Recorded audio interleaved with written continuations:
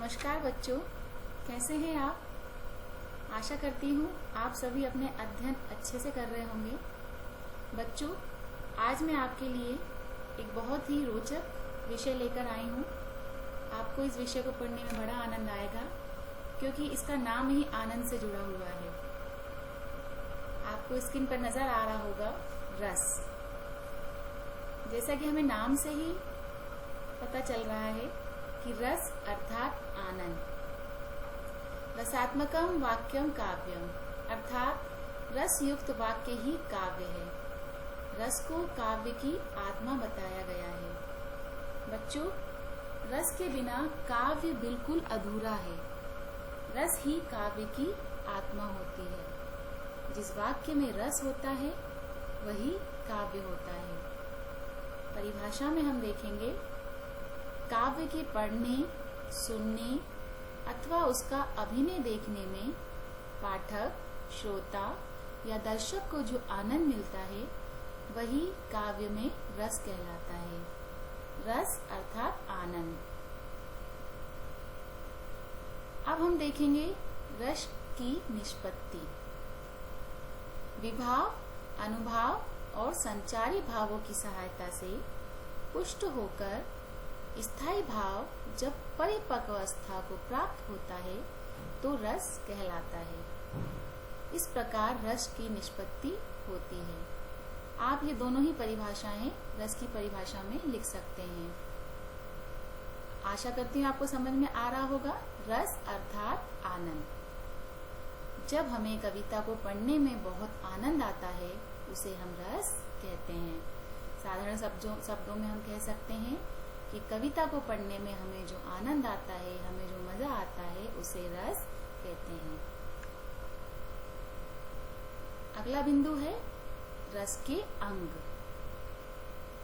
रस के 4 अंग अथवा अव्यय होते हैं। स्थायी भाव, विभाव, अनुभाव, संचारी भाव।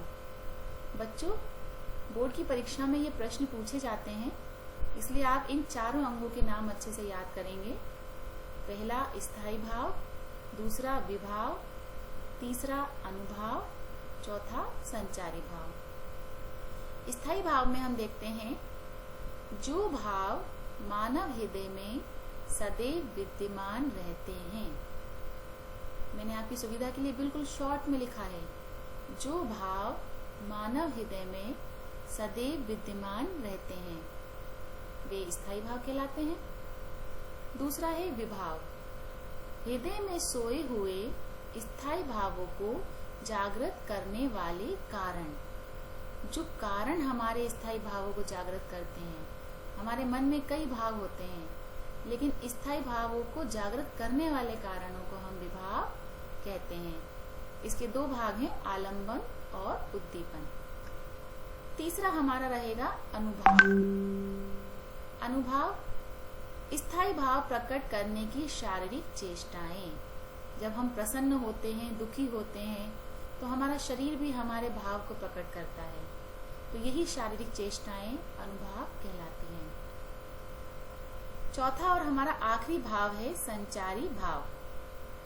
चित्त में उठने वाले अस्थिर मनोविकार। अस्थिर मतलब ये स्थायी रूप से नहीं रहते हैं, आते जाते रहते हैं। इन्हें हम संचारी भाव कहते हैं। ये संचार करते रहते हैं। इनकी संख्या होती है 33। बच्चों, आप ये 33 याद रखिएगा, क्योंकि विकल्प में या खालिस्तान में ये प्रश्न पूछा जा सकता है कि संचारी भावों की संख्या कितनी होती है। तो हमें ध्यान रखना है कि संचारी भावों की संख्या 33 होती है।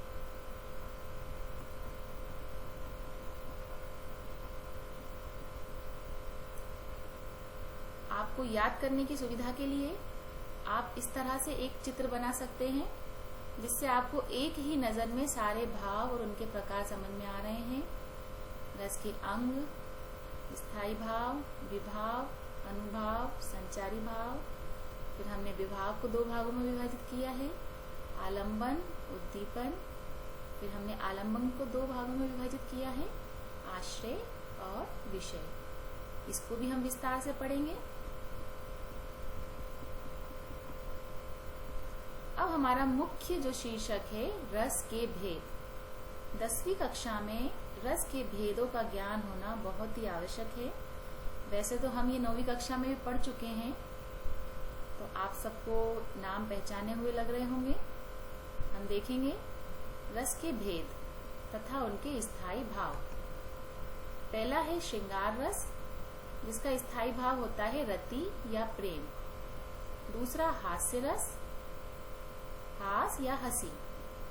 तीसरा करुण रस, इसका स्थायी भाव है शोक। चौथा है रौद्र रस, स्थायी भाव होता है क्रोध। पांचवा विभत्स रस, जुगुप्सा या घृणा। छठवा है भयानक रस अर्थात भय, भय इसका स्थायी भाव है। सातवां है अद्भुत रस, जैसा कि नाम से ही लग रहा है आश्चर्य, इसीलिए इसका स्थायी भाव है विस्मय या आश्चर्य। आठवां है वीर रस, जिसका स्थायी भाव है उत्साह। नौवां शांत रस, निर्वेद और शम। और जो हमारा 10वां रस है, 10वां रस का स्थायी भाव 10वां रस है वात्सल्य रस, जिसका स्थायी भाव होता है वत्सल या संतान प्रेम। हमारे सूरदास जी, आपने नाम सुना ही होगा, ये वात्सल्य रस के सम्राट थे। वात्सल्य रस की निष्पत्ति सूरदास ने ही की है।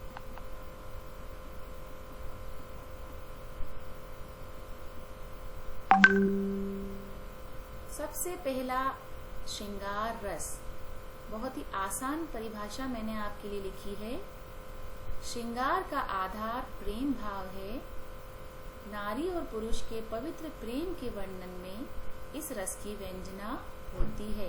ध्यान रखेंगे बच्चों, नारी और पुरुष के पवित्र प्रेम के वर्णन में इस रस की व्यंजना होती है। इसके 2 भेद हैं। पहला संयोग श्रृंगार रस, दूसरा वियोग श्रृंगार रस। नाम से ही समझ में आ रहा है हमें, संयोग अर्थात मिलना, वियोग अर्थात विछड़ना। आप ध्यान रखेंगे श्रृंगार रस के 2 भेद होते हैं, संयोग श्रृंगार रस और वियोग श्रृंगार रस। बहुत ही आसान तरीके से मैंने यहाँ पे उदाहरण और परिभाषा दी है। पहले हम पढ़ेंगे संयोग श्रृंगार रस। इस रस में नायक नायिका के संयोग की स्थिति का वर्णन होता है। उदाहरण, राम को रूप निहारती जानकी, कंकन के नक्की पर छाई, याते सबई सुधि भूल गई, कर टेकी रही पलटारक नाही। जैसा कि अर्थ में हमें समझ आ रहा है कि राम को रूप निहारती जानकी, अर्थात यहाँ पे राम और जानकी का मिलन हो रहा है, संयोग है, इसलिए यहाँ पर संयोग श्रृंगार रस है। दूसरा उदाहरण देखेंगे, बतरस लालच लाल की मुरली धरी लुकाए, सोह करे भोहनी हंसे, देन कहे नटी जाए। बतरस, बातों के लालच में गोपियों ने कृष्ण की मुरली को छुपा लिया और उनसे वो बातें कर रही हैं, हंस रही हैं। तो इस प्रकार से यहाँ भी हमें भाव लग रहा है कि कृष्ण और गोपियों का मिलन है, संयोग की स्थिति है। इस प्रकार यहाँ पर संयोग श्रृंगार रस है। इसी के विपरीत वियोग श्रृंगार रस, जहाँ नायक और नायिका के एक दूसरे से दूर रहने के कारण उत्पन्न उनकी दुखपूर्ण दशा का वर्णन होता है। उदाहरण देखेंगे, ए ब्रजचंद्र चलो किनवा ब्रज, लू के बसंत की ऊकन लागी, त्यों पदमा कर देखो पलासन, पावक सी मानो ऊकन लागी। ब्रज के लोग कृष्ण के वियोग में यहाँ विकल हैं। बिन गोपाल बेरिन भई कुंजे, पहली लाइन में ही आपको समझ में आ रहा है कि बिन गोपाल बेरिन भई कुंजे, बिना गोपाल के कुंज भी अच्छी नहीं लग रही हैं। उधव मोही ब्रज विसरत नाही, उधो मुझे ब्रज अच्छा नहीं लग रहा है, गोपाल के बिना मुझे ब्रज अच्छा नहीं लग रहा है। यहाँ पर आप देख रहे हैं कि वियोग का वर्णन है। इस प्रकार श्रृंगार रस में नायक नायिका के पवित्र प्रेम का वर्णन होता है, संयोग में उनके मिलने का वर्णन होता है और वियोग में नायक नायिका के दूर रहने के कारण उत्पन्न दुखपूर्ण दशा का वर्णन होता है। आगे हम देखेंगे बच्चों का बहुत ही पसंदीदा रस है हास्य रस। पढ़ते ही आपको हंसी आ जाएगी।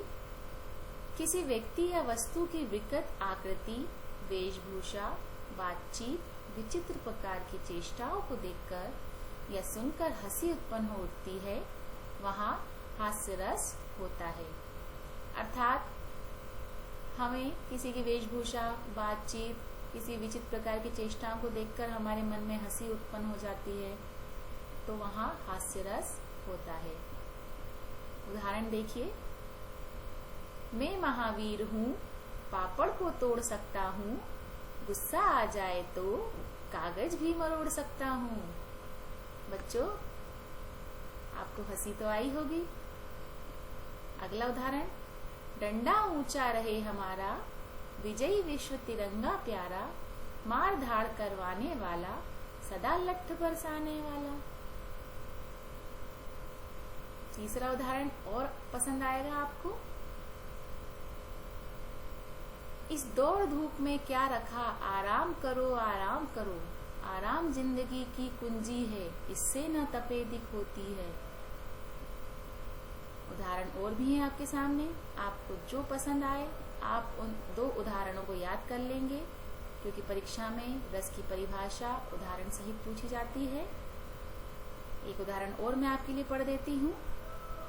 जब धूमधाम से जाती है बारात किसी की सज धज कर, मन करता है धक्का दे दूल्हे को, जा बैठूं मैं घोड़ी पर, सपने में ही मुझको अपनी शादी होती दिखती है, वरमाला ले दुल्हन बढ़ती, बस नींद तभी खुल जाती है।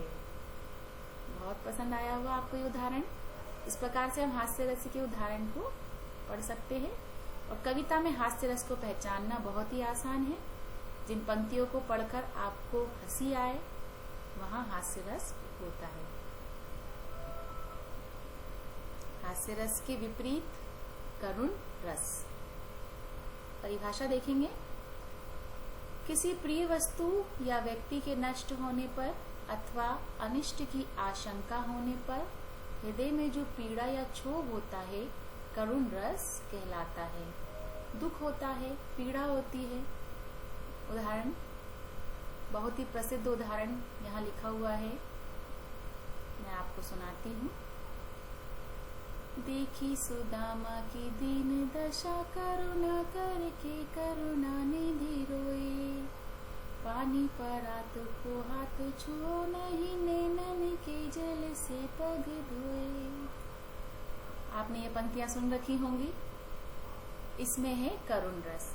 सुदामा की दीन दशा को देखकर करुणानिधि रो पड़े और उन्होंने परात में आए हुए पानी को छुआ भी नहीं और अपने आंसुओं से ही उनके चरणों को धो दिया। इस प्रकार यहाँ पर अपने मित्र को दुखी देखकर श्री कृष्ण भी दुखी हैं, अर्थात यहाँ पर करुण रस है। इसी प्रकार अगला उदाहरण देखेंगे। अभी तो मुकुट बंधा था माथ, कल ही हुए हल्दी के हाथ, हाय रुक गया यही संसार, बना सिंदूर अंगार। आप देखेंगे महारानी लक्ष्मीबाई के विवाह हुए ज्यादा दिन हुए ही नहीं थे और उनके पति की मृत्यु हो जाती है। इस प्रकार दुखपूर्ण घटना का यहाँ पर वर्णन है। इस प्रकार होता है करुण रस, जहाँ जिन पंक्तियों को पढ़कर हमें करुणा का भाव जागृत हो, दुख का भाव जागृत हो। अगला रस है रौद्र रस। रौद्र, जिसका स्थायी भाव हमने पढ़ा था क्रोध, जहां शत्रु की अनुचित चेष्टाओं एवं कार्यों से तथा अपने अपमान, निंदा आदि से उत्पन्न क्रोध एवं प्रतिशोध की भावना में रौद्र रस होता है। उदाहरण देखेंगे।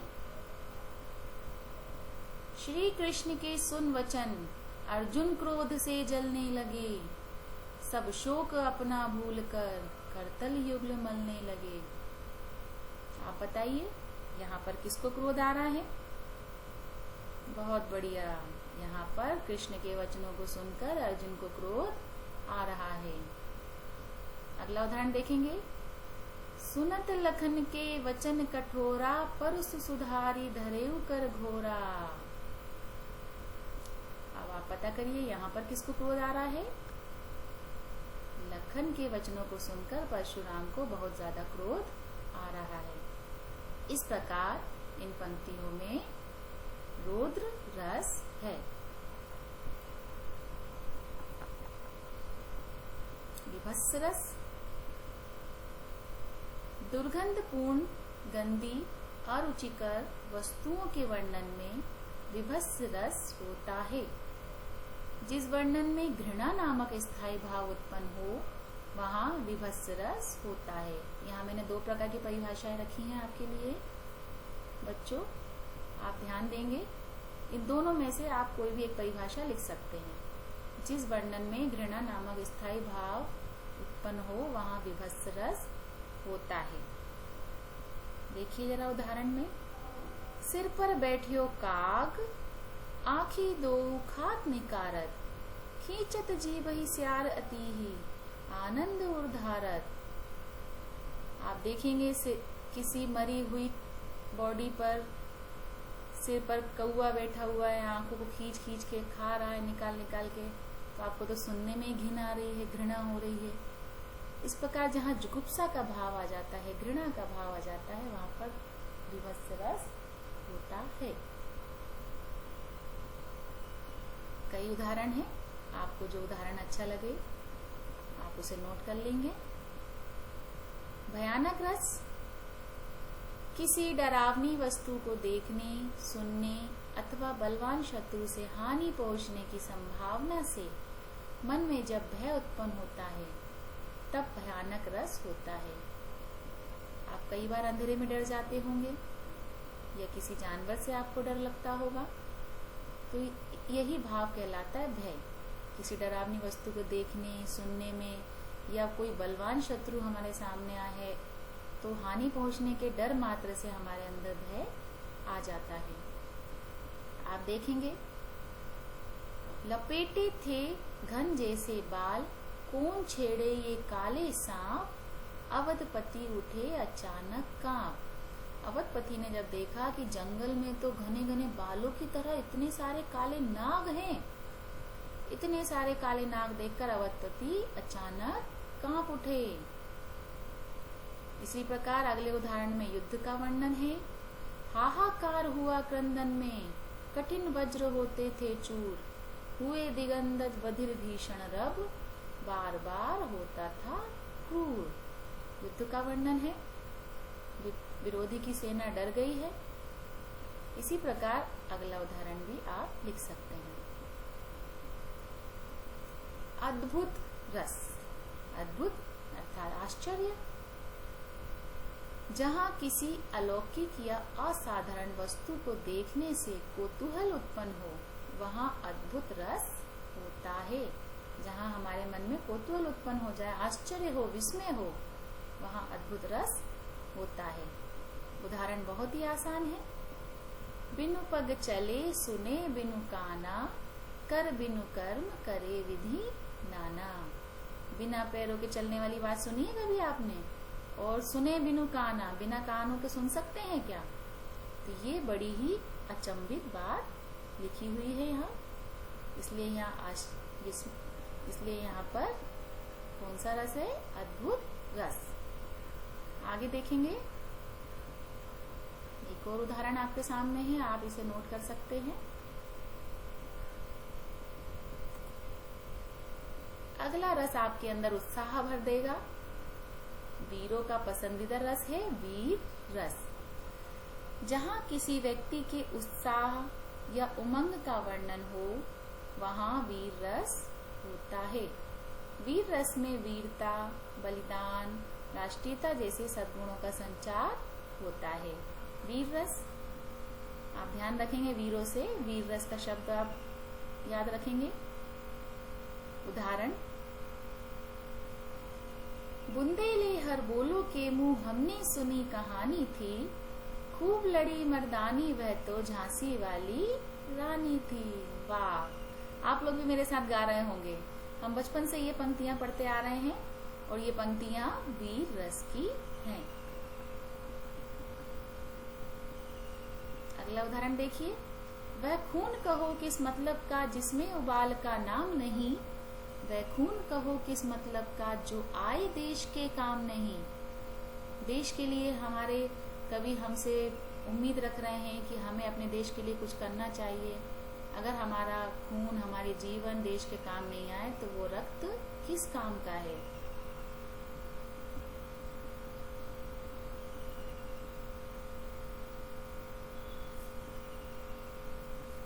अगला रस देखिए, शांत रस। शांत रस पढ़ते ही आपके मन में शांति उत्पन्न हो रही होगी। परिभाषा देखेंगे। जहां संसार की असारता, मनुष्यों के हृदय में उत्पन्न ज्ञान, वैराग्य आदि से चित्त को शांति मिलने का वर्णन होता है, वहां शांत रस होता है। उदाहरण देखेंगे। बंद नहीं अब भी चलते हैं नियति नटी के कार्यकलाप, पर कितने एकांत भाव से, कितने शांत और चुपचाप। हम देखेंगे कि हमारी प्रकृति के कार्यकलाप चलते ही रहते हैं, निरंतर बंद नहीं होते। भले ही रात की शांति हो, लेकिन नियति के कार्यकलाप चलते ही रहते हैं। दूसरा है मन रे परसी हर के चरण, सुभग शीतल कमल कोमल त्रिविध ज्वाला हरण। कवि कह रहा है कि हे मेरे मन, प्रभु के चरणों को छू, क्योंकि वहां पर मुझे शांति मिलती है, शीतलता मिलती है। चरण बहुत ही कोमल है और हमारी तीनों प्रकार की ज्वालाओं का हरण करते हैं। शांति का भाव है, मन प्रसन्न हो जाता है, शांत हो जाता है। अगला और सबसे ही रोचक रस है वात्सल्य रस। वात्सल्य रस आप देखेंगे, हम जब भी वात्सल्य रस की कविताएं पढ़ते हैं बच्चों को बड़ा आनंद आता है। मैं जब भी अपनी कक्षा में पढ़ाती हूँ बच्चे बड़े आनंदित हो उठते हैं, क्योंकि उनसे ही संबंधित ये रस है। बालक की चेष्टाओं से माता के हृदय में जिस भावना की उत्पत्ति होती है उसे वात्सल्य रस कहते हैं। बालक की चेष्टाओं से माता के हृदय में जिस भावना की उत्पत्ति होती है उसे रस कहते हैं। उदाहरण देखेंगे, बड़ा ही आनंददायक उदाहरण है।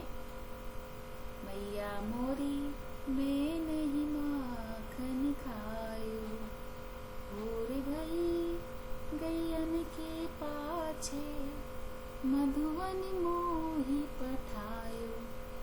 आप देखेंगे नन्हे से कृष्णा कह रहे हैं, मैया मोरी मैंने माखन नहीं खाया है, क्योंकि मैं तो सुबह सुबह गैयों के पीछे जंगल में चला गया था। आया आनंद। चलिए दूसरा पढ़ देती हूँ। मैया कभी बढ़ेगी मेरी चोटी, हे मैया मेरी चोटी कब बढ़ेगी। बालक अपनी मैया से कह रहे हैं मेरे के बाल कब बड़े होंगे और चोटी कब बड़ी होगी। कितनी बार मोही दूध पियत भयो, यो आ जाऊ है छोटी। तुम रोज मुझसे कहती हो दूध पिएगा तो चोटी बड़ी हो जाएगी, लेकिन ये तो छोटी है। इस प्रकार यहाँ भी वात्सल्य रस है। तीसरा आप देखेंगे श्री कृष्णा का, मैया मोही दाऊ बहुत खिजायो, हे मैया ये दाऊ भैया मुझे बहुत चढ़ाते हैं। मोसो कहत मोल को लीनो, तो ही जसुमती कब जायो। मुझसे कहते हैं कि तुझे तो खरीद के लाए हैं, तुझे मैया ने जसोदा ने थोड़ी जन्म दिया है। इस प्रकार मैया से शिकायत कर रहे हैं बालक कृष्ण। तो बच्चों वात्सल्य रस की कविताओं में आपको आनंद आया। इस प्रकार ये हमारे 10 रस पूर्ण होते हैं। मैं आपकी सुविधा के लिए इसकी PDF भी आपको भेज दूंगी। और बच्चों ये वीडियो हिंदी सीखने के लिए बनाई गई है। आप MP बोर्ड के कक्षा 9 से 12वीं के विद्यार्थी हैं, तो आशा करती हूँ ये आपके काम में आएगी। तो आप ये बहुत ही काम आने वाली है आपको ये। अगर आपको ये वीडियो अच्छी लगी तो अन्य बच्चों को भेजिए और आप अपने प्रश्न भी कमेंट में कर सकते हैं, पूछ सकते हैं। आपको पढ़ाने की जिम्मेदारी मेरी है, आप चिंता ना करें। और ये मैंने आपके लिए खुद अपनी डायरी के फोटो भेज रही हूँ। हो सकता है कहीं एक आध जगह कहीं कोई बिंदी या मात्रा की मिस्टेक हो सकती है, तो आप वो सुधार कर लें। और आशा करती हूँ आपको ये मेरे रस पसंद आए होंगे। आपकी सुविधा के लिए मैंने इनको बहुत ही सरल तरीके से लिखा है। किताबों में तो आपको काफ़ी कुछ मिल जाएगा। ये उन बच्चों के लिए है जो थोड़े से कमज़ोर हैं, वे इसको आसानी से समझ सकते हैं। और जो होशियार हैं वे तो इसे पूरी तरह समझ ही सकते हैं। तो बच्चों, मिलते हैं अगले वीडियो में। नमस्कार।